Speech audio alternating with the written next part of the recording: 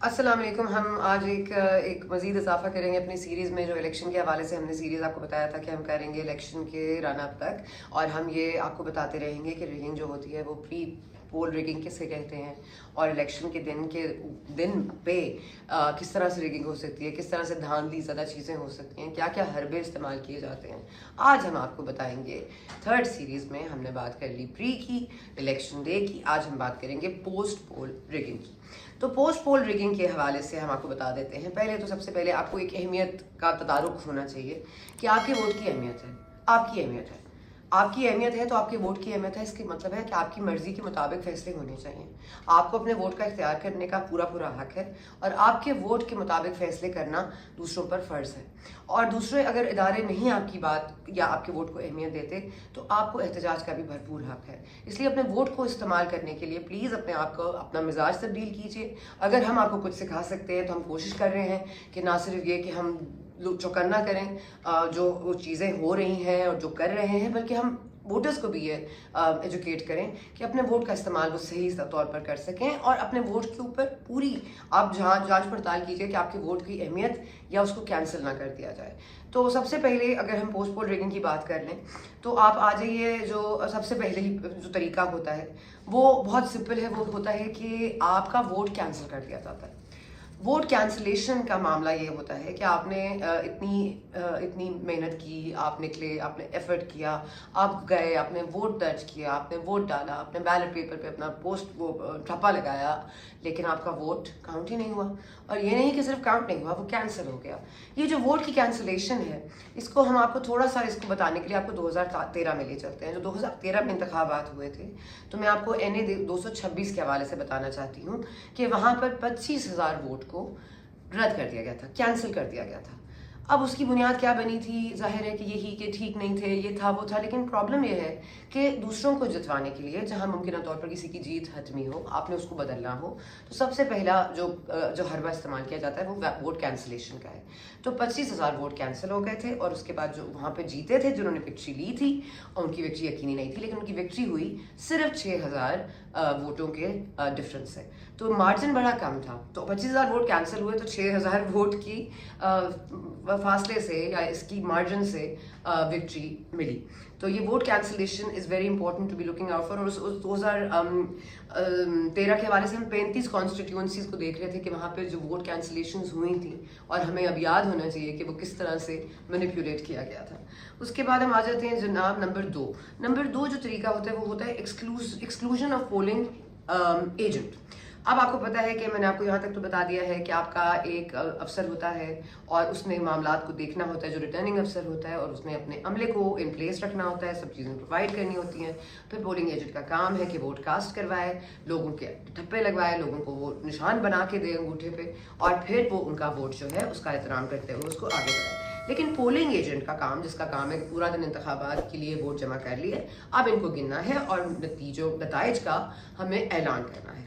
تو آپ ایسا کریں کہ پورا دن انہوں نے کام کیا, انہوں نے ووٹ اکٹھے کیے, اور اچانک سے شام میں جب وہ کاؤنٹ کرنے کی باری ہے تو آپ کہیں کہ پولنگ ایجنٹ کو یہاں سے جانے کے لیے کہہ دیں کہ آپ جائیے, ہم کر لیں گے, کوئی مسئلہ ہی نہیں ہے. تو یہ کیا ہوتا ہے؟ فارم 14, جس کو اب ہم الیکشن ایکٹ 2017 کے بعد فارم 45 کے نام سے جانتے ہیں. اس کا مطلب یہ ہوتا ہے کہ میں نے ووٹ گن لیے, یہ ووٹ ہیں, ان کو اکثریت حاصل ہے, یہ اتنے ووٹ سے پیچھے ہیں, یہ اتنے ووٹ سے دوسرے نمبر پر ہیں. تو وہ فارم جو ہے اب ہمارے لیے مینڈیٹوری ہو گیا. پہلے کیا ہوتا تھا؟ دھند آ گئی, پولنگ ایجنٹ غائب ہو گئے, جا کے سو گئے, بوریاں بند ہو گئیں, بیلٹ باکسز اٹھا لیے گئے. تو یہ تمام تر چیزیں پولنگ ایجنٹ کو ایکسکلوڈ کرنے سے بھی سامنے آ سکتی ہیں.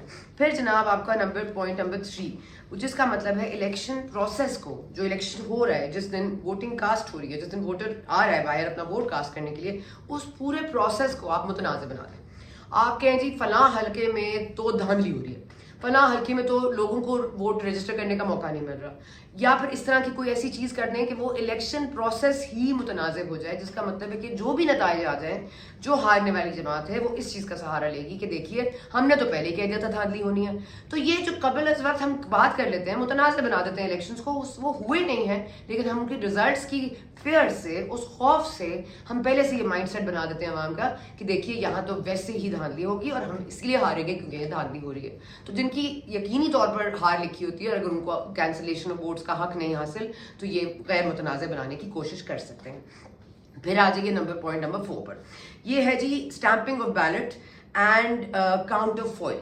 अब मैं आपको इसको सिंपली इस तरह बताना चाहती हूँ कि एक चेकबुक होती है, उसमें एक आपका एक छोटा हिस्सा होता है, एक बड़ा हिस्सा होता है जो चेक होता है एक्चुअल, जो कि कैश किया जाता है, और उसके बाद आप अपनी इन्फॉर्मेशन के लिए, अपनी जानकारी के लिए अपने काउंट ऑफ फॉइल में लिखते हैं जो भी करते हैं। लेकिन आपको वोट देते वक्त जब आपको बैलेट पेपर दिया जाता है तो बैलेट पेपर इसी तरह की चेकबुक टाइप की चीज से फाड़ के आपको दिया जाता है, और आपको ये जरूर देखना है कि आपने अपना जो ठप्पा है वो उस पर भी आपने चस्पा करना है बैलेट पेपर पर और काउंटर फॉइल पर भी, क्योंकि ऐसा होता है कभी काउंटर फॉइल पर ठप्पा है और कभी बैलेट पेपर पे नहीं है, और बैलेट पेपर पे नहीं है तो काउंटर फॉइल पे नहीं है, तो ये ठप्पे ना होने की वजह से आपका वोट जो है वो खारिज कर दिया जाता है, उसको जाया कर दिया जाता है।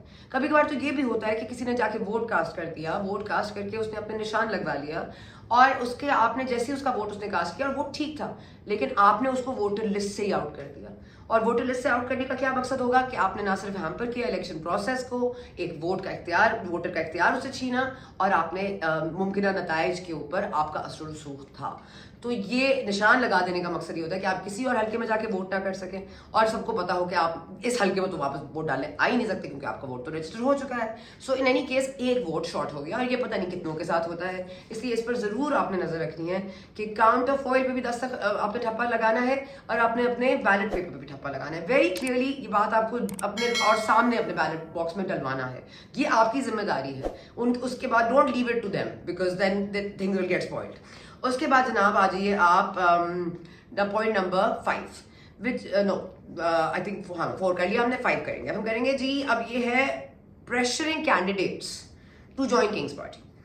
वाह भाई, ये प्रेशराइजिंग वाला जो टैक्टिक है, हम समझते हैं कि जी हाय दोस्त धमकी से एक बंदा जो है जमात छोड़ के लॉयल्टी स्विच करके, जैसे हमने फारूक हबीब का देखा, जैसे हमने डार साहब का देखा, जैसे हमने सदाकत अब्बासी साहब को देखा कि दिल ऐसा उठा के सियासत से ही उठ गया, और किसी का तो ऐसा उठा के दूसरी सियासी पार्टी में जाके ही रुका, वहीं जाके ठहरा। तो वहाँ पे हम ये प्रेशराइजिंग टैक्टिक्स होते हैं। लेकिन कभी कभार जो उम्मीदवार होता है वो खुद भी बहुत ज़्यादा एडवेंचरस भी होता है, एम्बिशियस भी होता है, वो अपने लिए बेहतर फैसला करना चाहता है। और ये जो आज़ाद रुकन की हैसियत है, मेरा ख्याल है इस पर ज़रूर बात कर लेनी चाहिए एक सेकंड के लिए, क्योंकि जो आज़ाद जो हल्के लड़ते हैं और जो आज़ाद अपने आप को रिप्रेजेंट करते हैं, कहने को तो वो अपने हल्के को सर्व कर रहे होते हैं, लेकिन वो पाकिस्तान को सर्व नहीं करते। क्योंकि पाकिस्तान की जब कानून साजी होती है, जब बहुत इंपॉर्टेंट कानून साजियाँ होती हैं जो हमारे मुकद्दर के फैसले करती हैं, जो कि सेनेट और पार्लियामेंट में होते हैं, तो वहाँ यही इंडिपेंडेंट होता है जो आपके वोट के जरिए उस कानून साजी को या तो भारी कर देता है या उसको हल्का कर देता है। तो ये एक वोट मीन्स अ लॉट, जैसे एवरी वोट काउंट्स। तो ये आज़ाद उम्मीदवार की ये मसला ये होता है, जैसे हम किसी को बुराई में नहीं, लेकिन एक पॉइंट आपको बताते हैं, जैसे जुगनू मोहसिन साहिबा थी, उन्होंने आज़ाद तौर पर हल्के में इलेक्शन लड़ा, वो जीती, और उसका उन्होंने अपना वोट नून लीग को दिया और बुज़दार साहब को दिया। तो आज जब हम सब शर्मिंदा हैं बुज़दार साहब की कारकर्दगी पे, तो हमारे इंडिपेंडेंट्स को भी सोचना चाहिए कि उन्होंने क्या फैसले किए और क्या वो फैसले उनके लिए उनके हक में बेहतर साबित हुए या नहीं। 6th पॉइंट हम आपको ये बता देते हैं कि डिले इन अनाउंसमेंट रिजल्ट्स। आप अनाउंसमेंट रिजल्ट इतना डिले से करते हैं कि आप जो जीत रहा होता है, क्योंकि आप ये कह रहे हैं कि अगर हमने नताइज को वक्त पर दे दिया, तो हम कह रहे हैं भाई हल्का ये इतने बजे बंद हो गया था, बैलेट पेपर्स बंद हो गए थे, पोलिंग एजेंट ने ब्लॉक कर दिया था, फिर काउंटिंग हो रही थी, अब तक तो काउंटिंग हो जानी चाहिए थी, वोट अभी तक अनाउंसमेंट क्यों नहीं की, अभी तक क्यों नहीं नताइज सामने आए? क्योंकि नताइज को रोक लिया जाता है, और वो इसलिए रोक लिया जाता है कि अभी हम इसको देखते हैं कि क्या हैंकी पैंकी कर सकते हैं कि नताइज को अपनी तरफ ओवरटर्न कर सकें। तो यहाँ तक ब्लेटेंटली आपके वोट का इस कदर इस्तेमाल जो है उसको रद्द किया जाता है। इसको प्लीज नोट कर लीजिए। जब नताइज में हल्की फुल्की डिले हो तो ठीक है, लेकिन ज्यादा डिले हो ना तो समझ जाइए कि दाल में कुछ काला है। आखिर में नहीं, सेकंड लास्ट है हमारा फॉर्म नंबर 10। अब फॉर्म नंबर 10 होता है कि आप अपनी मर्जी से जो है वो नंबर भर देते हैं फॉर्म नंबर 10 पे। मतलब आप ये कहते हैं कि जी फलां हमने अपनी मर्जी से कर लिया है और हमें ये हक हासिल है कि हम इसको ये नंबर जाहिर कर दें या वो नंबर जाहिर कर दें। और उसके बाद ये कि आपको सबसे पहले फॉर्म नंबर 10 जो होता है वो आप उसको मैनिपुलेट कर लेते हैं, विच मीन्स कि आप वोट काउंट कुछ भी लिख दें। आप कहते हैं कि कोई भी किसको जीत गया है तो आप उस पर किसी का भी नाम लिख सकते हैं, अपनी मर्जी से आप उसकी वोट को इन्फ्लुएंस कर सकते हैं। और उसके बाद ये हो सकता है कि कोई लास्ट बट नॉट लीस्ट जो आपकी अपील होती है अगेंस्ट नॉमिनेशंस, ये बड़ा एक अहम और पेचीदा दौर होता है जिसमें आपको अचानक से लगता है कि जो हलीफ जमातें या हरीफ जो आपका है वो आपसे ज़्यादा ताकतवर है इस हल्के में और मुमकिन है कि वो जीत जाए, तो आपको लगता है कि उसके खिलाफ ये क्यों ना हो कि मैं उसके खिलाफ एक नॉमिनेशन जो है उसको चैलेंज कर दूं कि आपने इस बंदे को कैसे नॉमिनेट कर दिया। रिटर्निंग अफसर के हवाले से मैं बात करती हूँ, रिटर्निंग अफसर ने इसको कैसे नॉमिनेट कर दिया, कैसे इसने ये इलेक्शन लड़ने का फैसला कर लिया, ये तो ये है, ये तो ये है। और जब तक इस मामले को निपटाया जाता है वो बेचारा बंदा स्टे में रहता है, इंतखाब हो जाता है, हल्का में दूसरा बंदा जीत जाता है और वो बंदा जिसके नॉमिनेशन पर एतराज़ हुआ था वो बेचारा बैठा देखता रह जाता है। इसलिए ये तमाम तर चीज़ें जो हैं आपको मद्देनज़र रखनी चाहिए। हमारी कोशिश ये होती है कि हम आपको बेहतर से बेहतर इन्फॉर्मेशन दे सकें, लेकिन आखिर में क्योंकि मैंने तो बचपन से यही सीखा है कि आपका जो वोट है वो पानी का वो कतरा है जो अगर सीप के मुंह में गिरे तो मोती है और अगर सांप के मुंह में गिरे तो जहर है। अपने वोट को मनवाइए और वोट डालिए, ये आपका हक है और उस पर अमल करना दूसरों पर फ़र्ज़। Thank you for watching.